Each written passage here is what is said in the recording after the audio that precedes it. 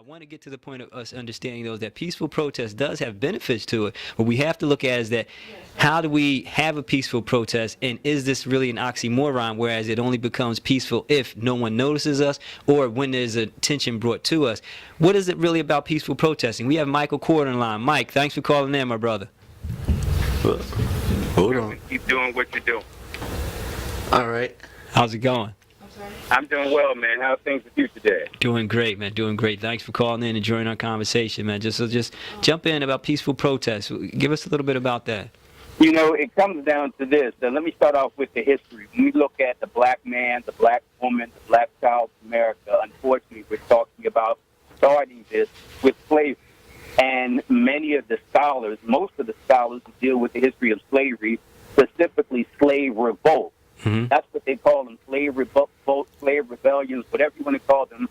There's a conservative figure of about 200. There's a more liberal figure of about 500. So let's round it off and say approximately 350. Now, when they say 350 slave revolts, what they're talking about is something that's organized, orchestrated, and there's a leader involved. Mm-hmm. But that's misleading, because when you talk about, let's round it off again to about 350. When I say 350, I'm starting in 1526. The year 1526, the first documented slave rebellion on the land that will later become America when the Spanish controlled the area that we now know as South Carolina. In 1526, there was a quote-unquote slave revolt. So most historians start with the year 1526, and they end with the year 1863, when Abe Lincoln issued the Emancipation Proclamation. So again, rounding off, they're saying there were about 350 organized slave revolts from 1526 to 1863. And again, that number is misleading because they don't count the ones where somebody on the plantation just gets fed up and chokes the hell out of the so-called slave master. But that, to me, is a slave revolt. Right. In addition, when there's a work slowdown, when the enslaved blacks, intentionally broke the tools so they couldn't do the labor. But again, if you're talking about face-to-face organized confrontation, you're talking about approximately 350. Now, fast forward to today, this is what it comes down to. There are those on one side, let's say, the more revolutionary hardcore, they say the black man ought to pick up the gun and just go head up with the white devil and do what needs to be done. That's the language that's used. That's on the other end. The other says, nah, let's march, let's sit in, let's protest, and let's even turn the other cheek. That's the far extreme. I don't agree with any of them. When people ask me what's the solution, I ask them, what's the war? What's the battle? Because any strategic general, any strategic leader would try to figure out what's going on before you decide what you need to do. I mean, there are times where you need to pick up a gun, and there are other times you need to pick up a pen. You don't pick up the pen where you need the gun. You don't pick up the gun where you need the pen. And the other thing is this, I want to say just quickly, and believe me, I'll calm down and shut up and let you get a word in edgewise. But I want to hit some key points. Let's start. We did the history, 1526 to 1863, about 350 organized slave revolts. And if you want to count the ones where people just resisted, you're talking about hundreds of thousands, if not millions. So let's just deal with the 350 right now. Fast forward to the one end of the spectrum I mentioned, where there's the hardcore revolutionary black folks just want to get up and go head up in armed warfare. Well, a good example is a guy by the name of Mark Essex. Mark Essex was a black man who served time in the military, got fed up with police brutality in New Orleans, and on December 31, 1972, he went on a quote-unquote killing spree. But it wasn't designed to kill black people, although two of the persons he killed were black, but they were cops. He actually wounded 13, killed 9. Of the 9 he killed, 5 were police officers.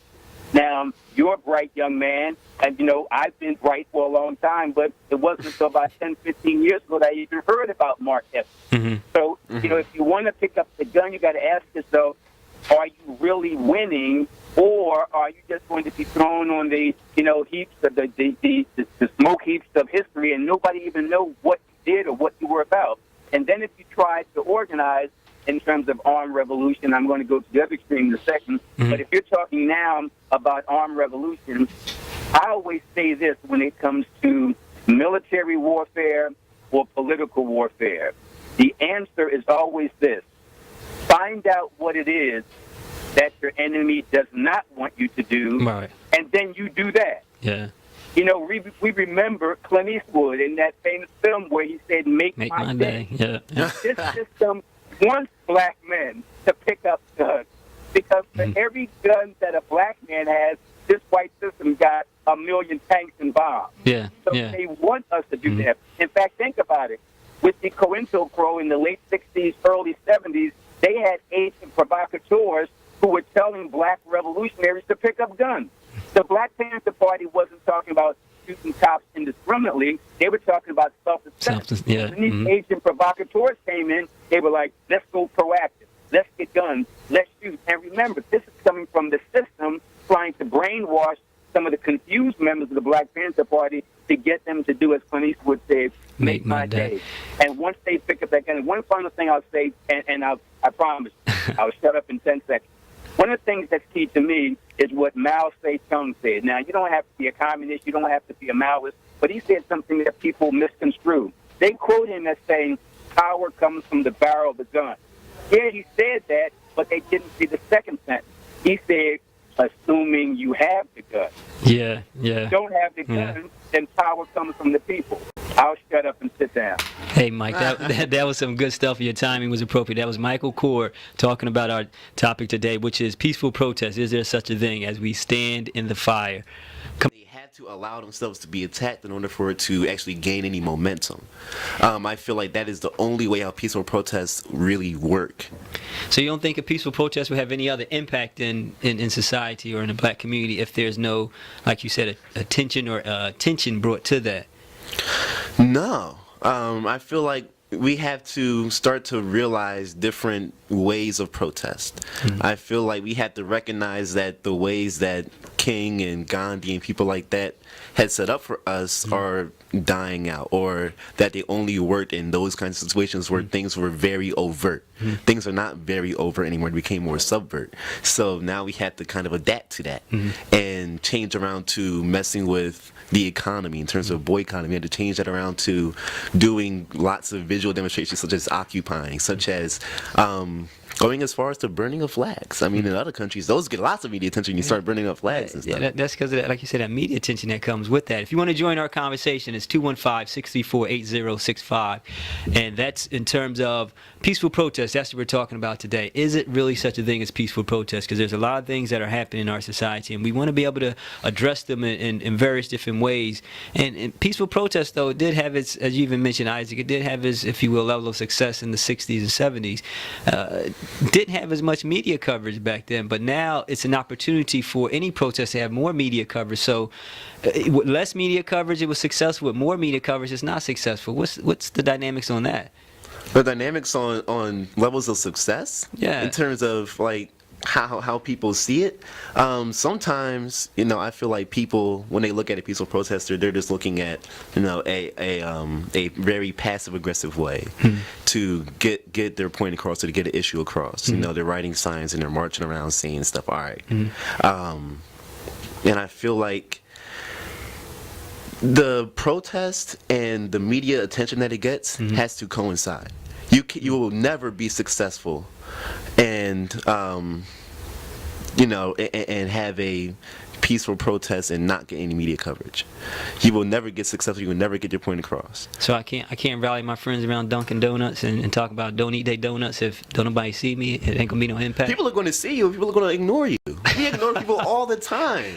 We're in a big city where people are protesting about Putin down the street, and I'm just looking at the bull like, all right, he's crazy, and then just going on with my bike ride. I don't want to be bankrupt. I get that, and I get that, but let me just put it this way as well, because if those protests or if those demonstrations go forward as they said that they would, because it's like an if-then thing, I guess that's what I'm driving at. So it appears that they're saying, I'm just using the flag as an example, if you take down, or if you don't take down this flag, then we're going to stop economically supporting you. So they'll take down the flag, and then we go back to economically supporting them. What's up with that? Why not just stick a flag in the sand and say, we're just not going to economically support you, period, whether you had a flag up or not? I'll say this one thing because I certainly want to hear from the other guests, but sometimes Black America reminds me of children who are easily distracted. Right, right. This shiny thing in front of them right now, and they go after that. You then put a different shiny thing for them, and they go after that. Right. Just simply because racism is a systemic problem, the solution has to be a systemic problem. It's not just a matter of taking that flag off the State House lawn. Right. What's going on in your colleges, in your school, and housing, and employment, all that. Yeah, this flag thing, and even the flag thing, I got to tell you, and I swear, I really swear it this time, I'll shut up after this. The flag thing reminds me of what Malcolm said. You know, you stab me in my back, and then you start to pull the knife out of my back, and I'm supposed to thank you? You never put that flag up to begin with. Right, right. So the fact that you put it up, I'm not saying that, hey, you know, now we're going to engage in economic boycott. Yeah, we're going to do that, but it's not just about the flag. The flag is the least of our concerns. You taking it down is simply like you taking a knife out of our back. You should have never stabbed us to begin with. Yeah, I want to come in on that, and first of all, I 100% agree with you. I feel like boycotting, especially to disrupt the economy, is to me one of the quickest ways to get them to, one, listen to us, and then of course do what we got to do. Because I always look back on what Martin Luther King did with the bus boycotts and all. Yeah. After about a year of that, they was like, all right, we'll do whatever you But they went back to riding the buses. but then that's the thing. We had to maintain our footing. Basically, we had to keep on boycotting until we absolutely get everything that's on the list, and then some, and then always, pretty much almost like always threaten the boycott again in case, you know, to keep them on their toes. I feel like. Boycotting, you mess with a man's money, they will listen to you. That's the quickest way. That's the quickest way for me to do it. I think they're gonna demonstrate until them new Jordans come out, and then at that point. Yeah, but then that's the thing though. We have to have the wherewithal to maintain ourselves. Kind of like, so Ramadan's going on and stuff. They have to be able to fast. Just like how they can fast, we gotta fast. And that's a you gotta different, fast economically. That's a different discipline. That's a different discipline. Fasting economically? Well, no, not fasting economically, but just Ramadan in and of itself. That's a different discipline, and people take that on because of the faith belief that they have in their engender. And you have to have the faith belief that this is how we get things but done. when them new Jordans come out, you talking about don't buy from that X store. Look, brother, or when Michael Jordan starts crying and it's like, oh my God, please. One quick point about this. I meant what I said about the whole economic boycott thing, but for me, that's a great plan, but it's a great plan B. The great plan A is for, now I'm not Muslim, never have been in terms of Nation of Islam, but what the Honorable Elijah Muhammad says made sense then and now. Do for self.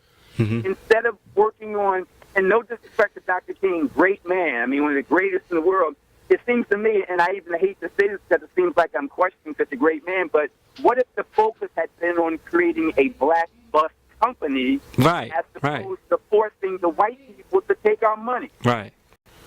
Yeah, and see that's the key. We don't need them. I pointed out the economic wealth of the black households in America, 2014, 2015, $1.5 trillion.